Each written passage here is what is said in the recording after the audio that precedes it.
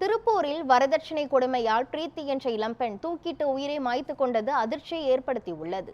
இது குறித்த கூடுதல் விவரங்களை நமது செய்தியாளர் அருள்மணி வழங்க கேட்கலாம்.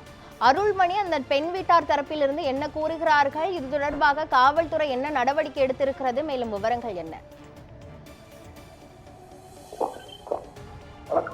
திருப்பூர் கார்டன் பகுதியைச் சேர்ந்த சுகந்தி, இவரது மகள் பிரீத்தி ஈரோடு மாவட்டம் வீரபஞ்சத்திரம் பகுதியைச் சேர்ந்த சதீஷ் என்பவருக்கு கடந்த ஆண்டு செப்டம்பர் மாதம் 15ஆம் தேதி திருமணம் செய்து கொடுத்துள்ளனர். திருமணத்தின் போது 120 பவுன் நகை, 25 லட்சம் பணம் மற்றும் 38 லட்சம் மதிப்பிலான இனோவா கார் கொடுத்துள்ளனர் வரதட்சணையாக.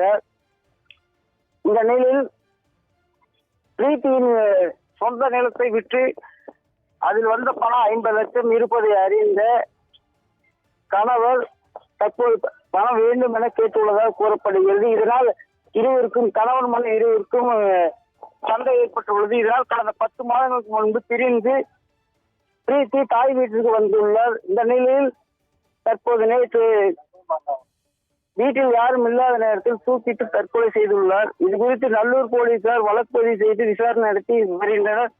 உடல்கூறு திருப்பூர் அரசு மருத்துவ கல்லூரி வளாகத்தில் உடலை கொண்டு வந்தனர். அப்போது உறவினர்கள் எல்லாம் அனைவரும் கூறியவர் வரதட்சணை கொடுமையால் இந்த சம்பவம் நடந்தது என கூறி கணவரை கைது செய்ய வேண்டும், சதீஷை கைது செய்ய வேண்டும் என கூறி உறவினர்கள் முற்றுகையிட்டு போராட்டத்தில் ஈடுபட்டு வருகின்றனர். போலீசார் அவர்களிடம் பேச்சுவார்த்தை நடத்தி வருகின்றனர். நாளைக்கு பரபரப்பாக காணப்படுகிறது திருப்பூர் அரசு மருத்துவக் கல்லூரி வளாகத்தில்.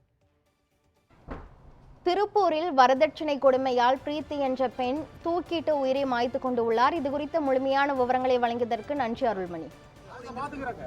அதுதானே எங்க வேலை, அதுதானே நாங்க இருக்கோம். நாங்க பாக்குறோம், நீங்க வெயிட் பண்ணுங்க.